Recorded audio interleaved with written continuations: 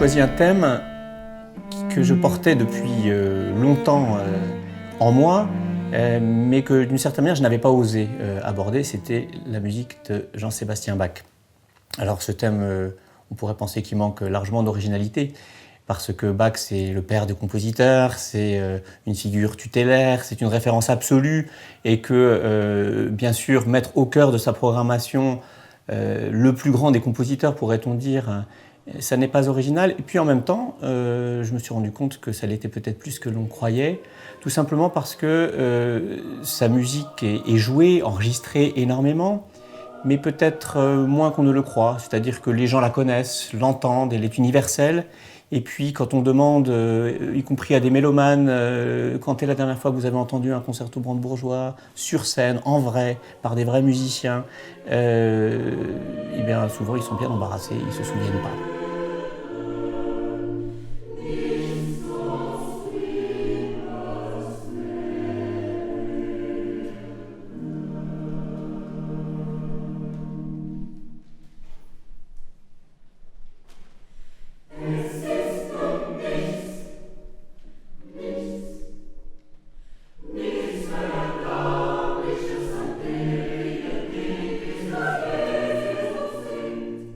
Je crois que la musique, l'histoire de la musique, c'est entre autres choses bien sûr, mais essentiellement un grand continuum, avec des ruptures, avec des oppositions, avec des visions qui s'opposent. Mais il y a une continuité, en tout cas il y a des éléments de continuité, et au cœur de la continuité, il y a bien sûr Jean-Sébastien Bach. Parce qu'il est lui-même la synthèse de son époque et de toute la musique qui l'a précédé, et qu'en même temps il a ouvert des voies variées, riches, et nécessairement emprunté par tous les compositeurs, parce que le sommet de l'art de la polyphonie, du contrepoint, de l'harmonie, de la structuration du discours musical, de la créativité, de l'inventivité, de la variété des formes, tout ça c'est contenu dans la musique de Bach.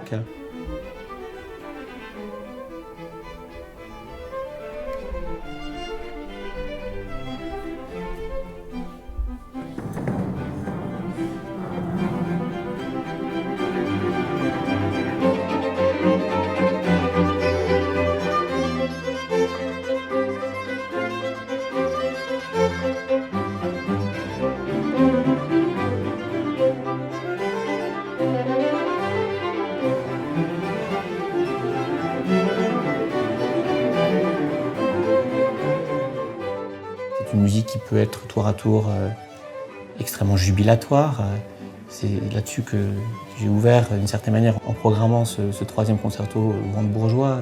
En même temps, c'est aussi le compositeur des Passions, c'est aussi le compositeur de la Messe en Si, c'est aussi le compositeur de la Chaconne. Il y a cette profondeur humaine insondable qui dit le rapport de l'homme à la solitude, qui dit le rapport de l'homme à Dieu, qui dit le rapport de l'homme à l'autre, et puis qui dit tout simplement la vie, qui dit en permanence ce principe de vie.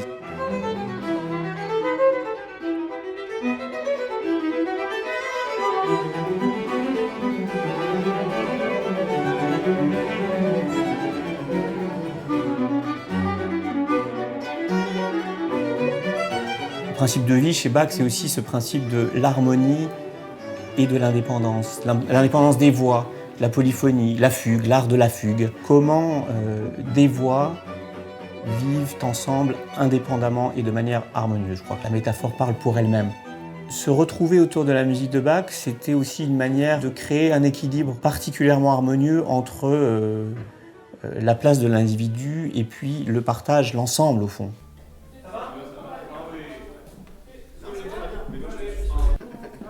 Il faut arrêter de répéter avant que ce soit trop répété.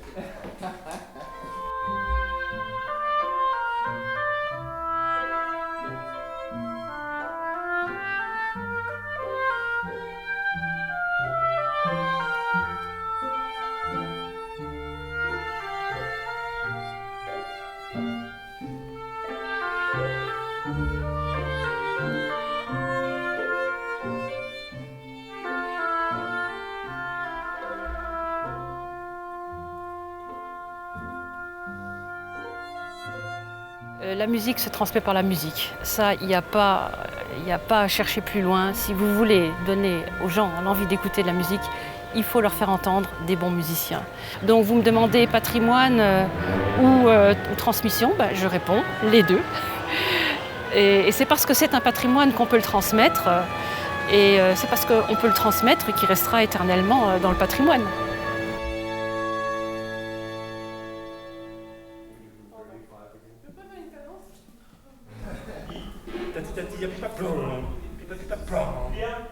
Non, Ismaël. Tu vois le tri sur le do dièse, 212.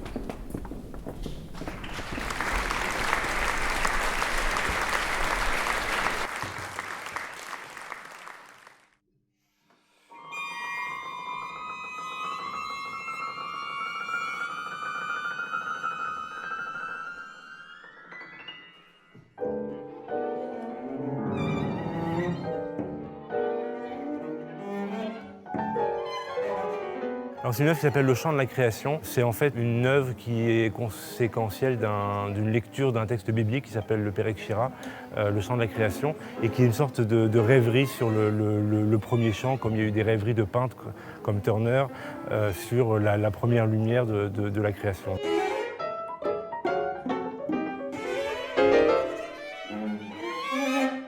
Bravo Ismaël. Bravo.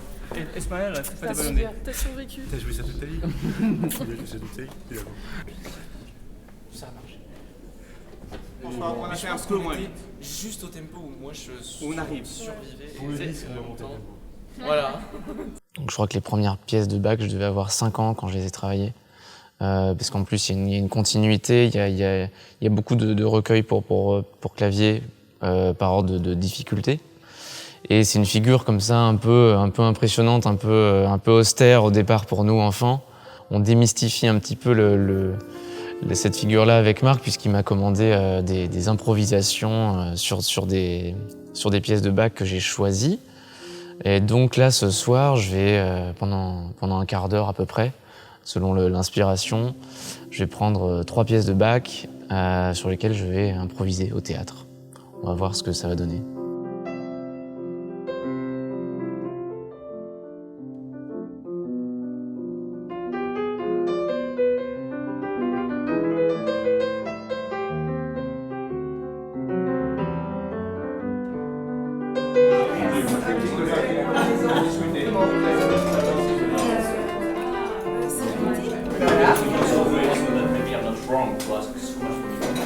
And so this is also an occasion to thank all the volunteers, that's called in English.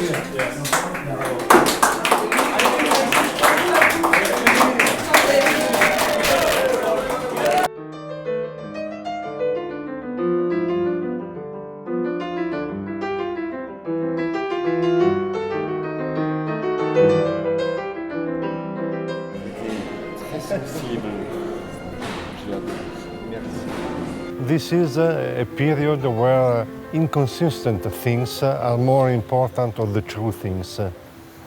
So Bach is the real thing, is the real thought, is something concrete, is a discipline, is poetry, is deep. J'ai beaucoup écouté sa musique jouée par Menuhin petit. J'avais un petit iPod avec les 6 sonates partita par Menuhin que j'écoutais en boucle, spécialement à la chaconne. Bach, c'est plus que de l'intimité, on va dire, entre nous. Je l'ai beaucoup entendu dans mon enfance, ça a beaucoup compté. J'ai continué après en jouant moi-même du Bach et j'adore aujourd'hui encore toujours l'écouter. C'est une grande tente sur un vieux tourne-disque avec des vieux vinyles Et on avait ça, des 33 tours de brandebourgeois. Oui.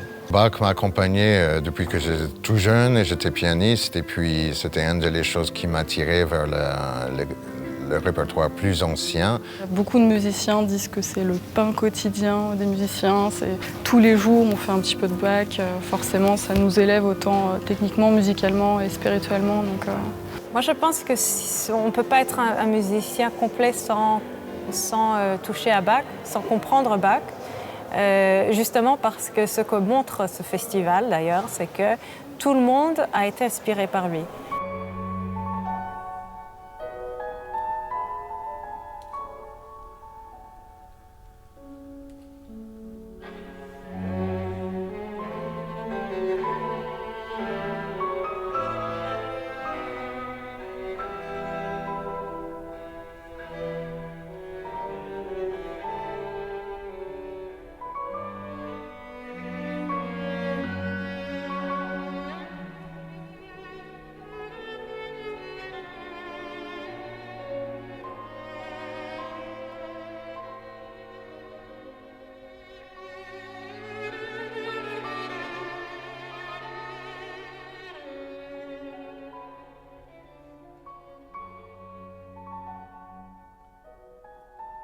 He's like the godfather, the godfather of music. Everything that we know and the music that we play, whether it's contemporary or romantic, even Baroque, is really, it comes from his foundation.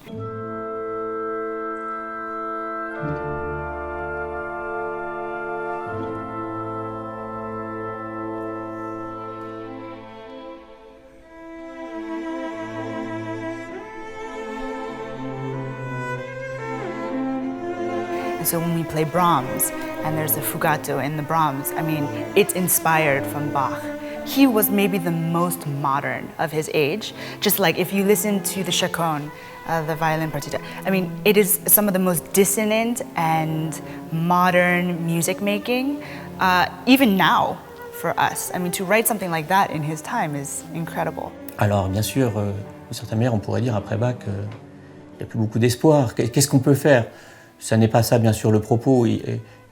C'est certainement un sommet de l'histoire de la musique, de l'histoire de l'art et de l'histoire de l'art occidental. Et en même temps, c'est très fertile. C'est aussi ça que j'ai voulu illustrer dans ma programmation.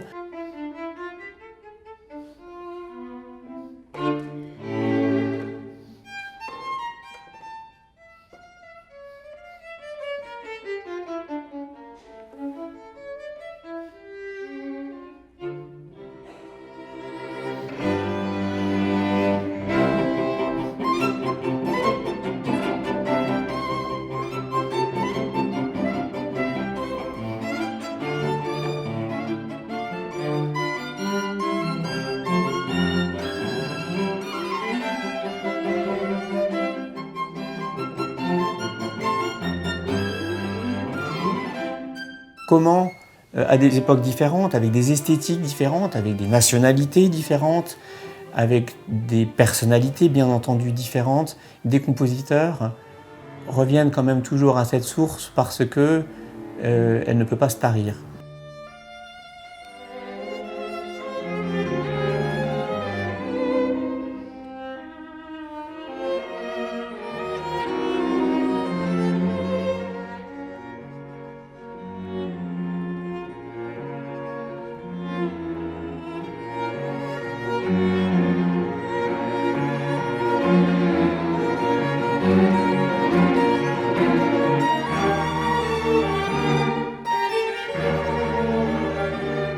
Le jeune Mozart, avant sa découverte de Bach, puis après sa découverte de Bach, manifestement est changé. Tout Mozart qu'il est, quand il découvre par l'intermédiaire du fils de Bach et puis par le fameux baron von Swieten qui faisait découvrir à Vienne aux musiciens et à ceux que ça intéressait l'héritage de la musique de Bach, Mozart en est changé. Je ne crois pas que nous aurions la symphonie Jupiter ou beaucoup d'éléments d'écriture qui animent ces opéras, ces quatuors, sans la découverte de cette richesse polyphonique porté à la perfection.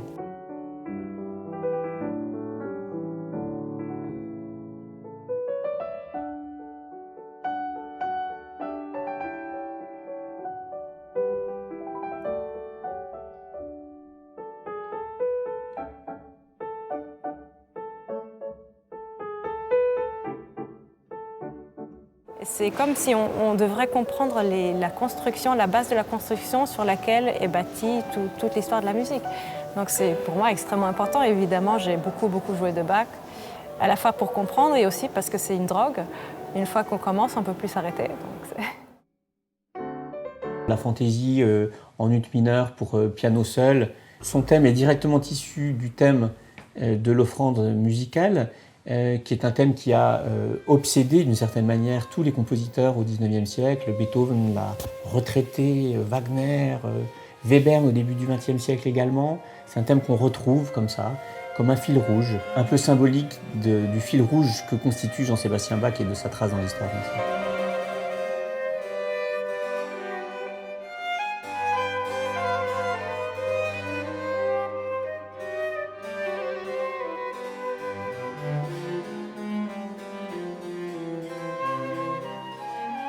Je me souviens de la première fois où j'ai joué le prélude de la première suite pour violoncelle seul. C'était parce que j'avais entendu l'enregistrement de nombreuses fois et que je m'essayais à le jouer par moi-même. Je n'avais pas la partition et ça c'est un moment fondateur. Oui, je me souviens que j'avais l'impression que je commençais à devenir violoncelliste puisque je pouvais jouer ça au fond.